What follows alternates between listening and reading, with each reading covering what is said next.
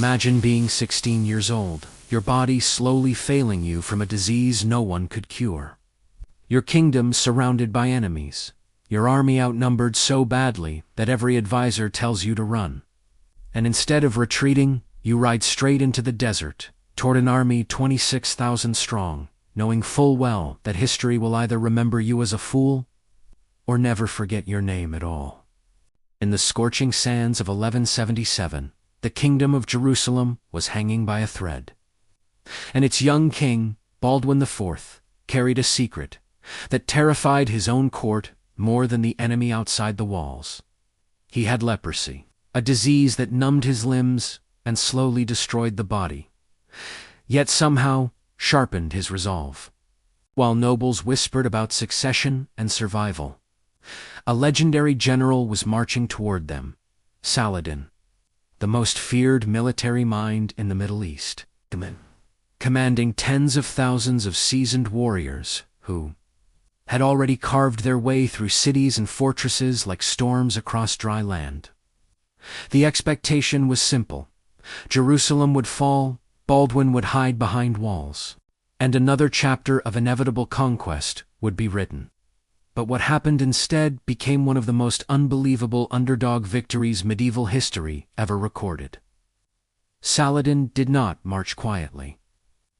His army moved like a living tide, banners snapping in the desert wind, cavalry stretching across the horizon, confidence radiating from soldiers who had won battle after battle.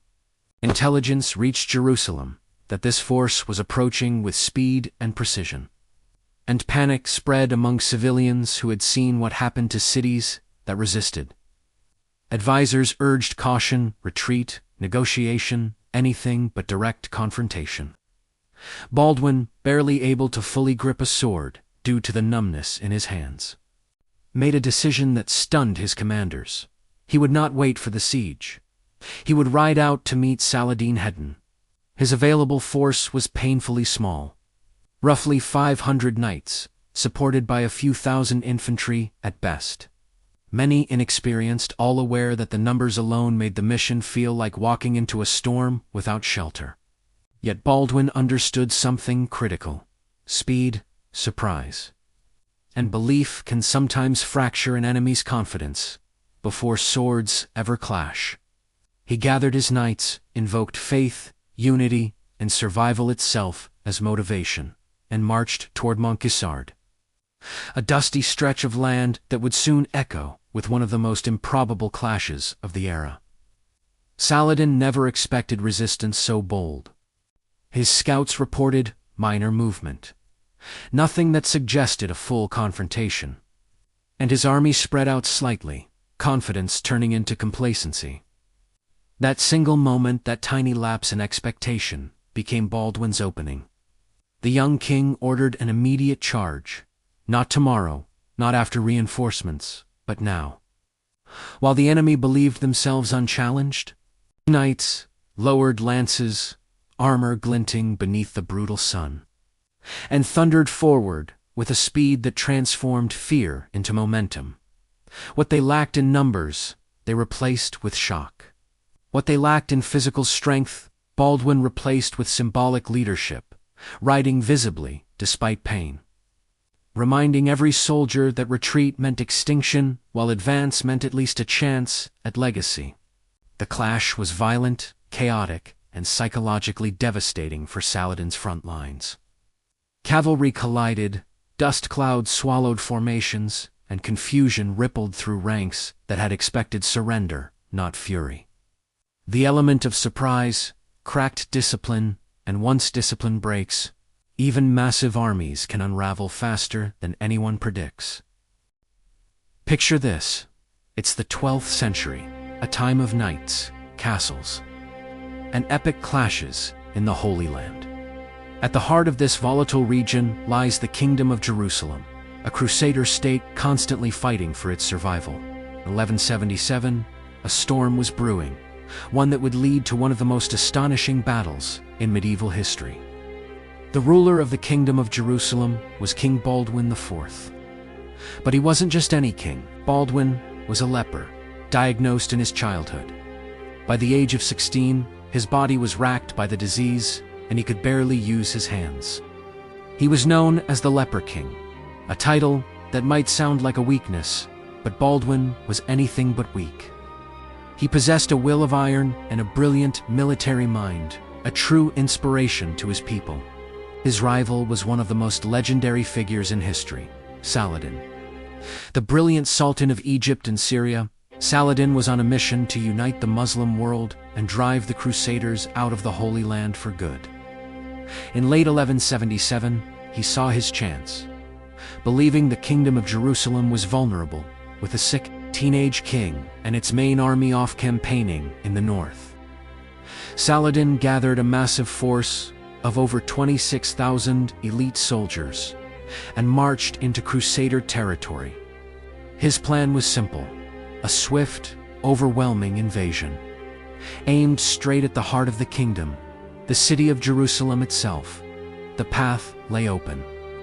The local garrisons were small, unprepared for such a massive army. As Saladin's forces advanced, they pillaged towns like Remla and Lydda, confident that nothing could stand in their way. Panic swept through Jerusalem as refugees poured in, bringing tales of the unstoppable Saracen army.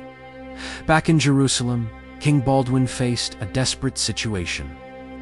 Most of his knights were hundreds of miles away. All he could muster was a tiny force around 375 knights, a few thousand infantry, and a contingent of the legendary Knights Templar, led by their Grand Master, Odo of St. Amand. In total, maybe 5,000 or 6,000 men against Saladin's 26,000. The odds were not just bad, they were suicidal. Any sane commander would have stayed behind the safety of Jerusalem's walls. But Baldwin was no ordinary commander. He knew that if he did nothing, the kingdom was doomed. In an act of incredible courage, he decided to do the unthinkable: meet Saladin in the open field. Despite his crippling illness, Baldwin had himself strapped to his horse and rode out at the head of his tiny army. His presence was electric. Seeing their young, afflicted king riding to what seemed like certain death, his knights were filled with a fierce determination. They would not let their king or their kingdom fall without a fight. They raced south to intercept Saladin's army, which was now spread out and disorganized, its soldiers busy looting the countryside. The Crusaders' only hope was the element of surprise. They shadowed Saladin's army, waiting for the perfect moment to strike. That moment came on November 25th, 1177, near a hill called Montgisard.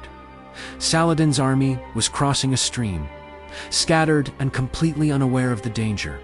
They had grown careless, believing the Christian forces were holed up in their castles, too terrified to fight. They couldn't have been more wrong. From behind the hill, Baldwin and his knights appeared.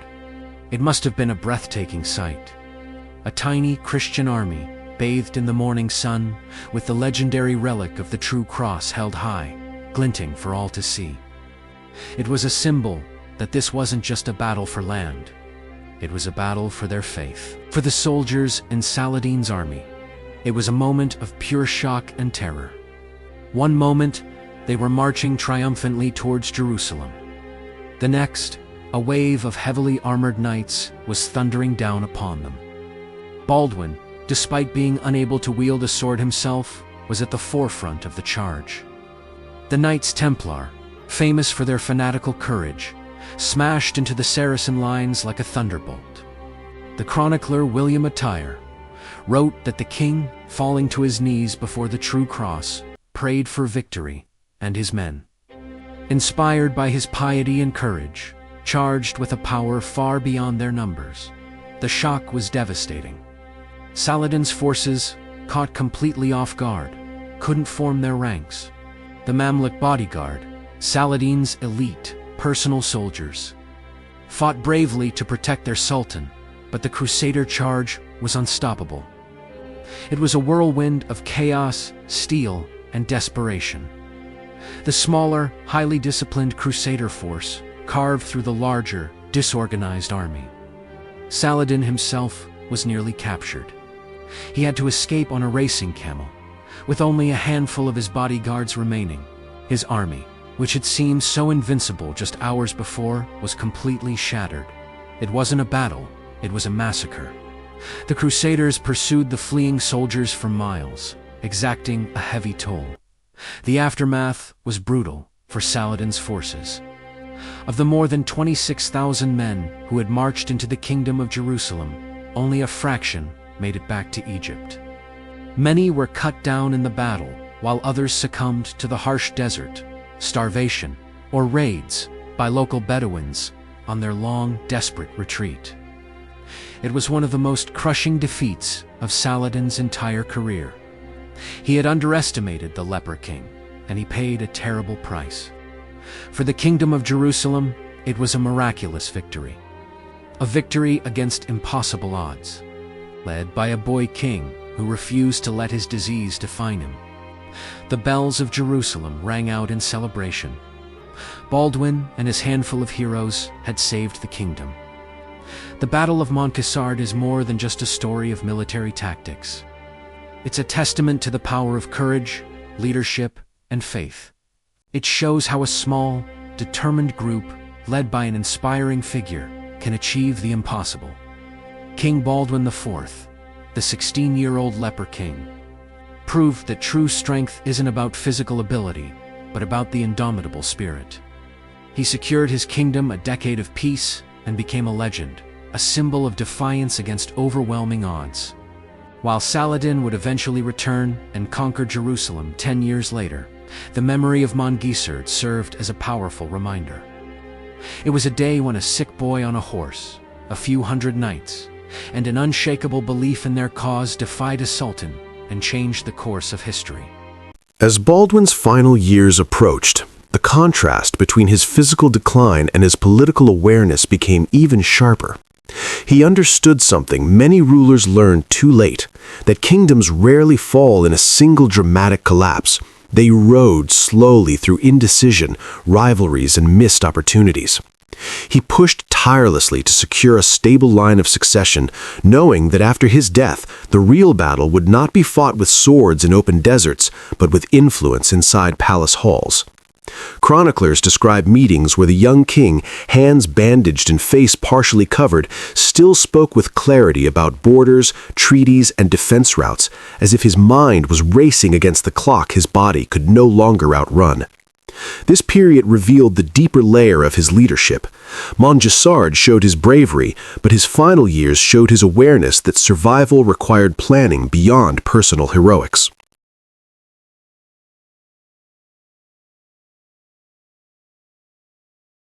After Baldwin IV passed away, the fragile balance he had tried to maintain began to wobble. Leadership transitions were messy, alliances weakened, and the psychological shield his presence once provided disappeared almost overnight. Saladin, patient and strategic, recognized the shift immediately. Unlike the earlier reckless advance that led to Montgisard, his later campaigns were calculated, diplomatic when necessary, ruthless when advantageous. The memory of that earlier defeat did not vanish. Instead, it refined his methods. This is where history reveals its most uncomfortable truth. A single extraordinary victory can inspire generations, but it cannot permanently replace consistent governance and unity. The kingdom Baldwin fought so fiercely to protect entered a period where internal disagreements amplified external threats, and the momentum that once favored the underdog gradually slipped away. Yet Montgisard refused to fade into obscurity. Soldiers who fought there told the story to their children. Writers recorded it in chronicles, and over time it transformed from a tactical surprise into a symbol of defiance against inevitability. What people remembered was not troop formations or exact casualty numbers. They remembered the image, a teenage king suffering from an incurable disease, riding into overwhelming odds instead of hiding behind walls. That image carried emotional power stronger than statistics ever could. Even centuries later, historians debate the exact figures, the strategies, and the political consequences, but they agree on one point. The psychological shock of that day echoed far beyond the battlefield. It became proof that moments of courage can outlive empires themselves. In the end, the Battle of Montgisard stands as a reminder that history is not only shaped by dominant powers and massive armies, but also by rare intersections of timing, leadership, and belief. Baldwin IV did not win every war, he did not escape his illness, and he did not secure everlasting peace, but for one critical moment he bent the narrative of his era against all expectations. Saladin would rise again, kingdoms would shift, and maps would be redrawn, yet that single clash in 1177 remains frozen in memory as the day impossibility hesitated. It teaches that courage alone cannot guarantee permanent victory, but without courage, no victory ever begins. And that is why Montgisard is remembered, not as the end of conflict, but as the moment a young king refused to let destiny decide without a fight, forcing history itself to pause and take notice before moving forward again.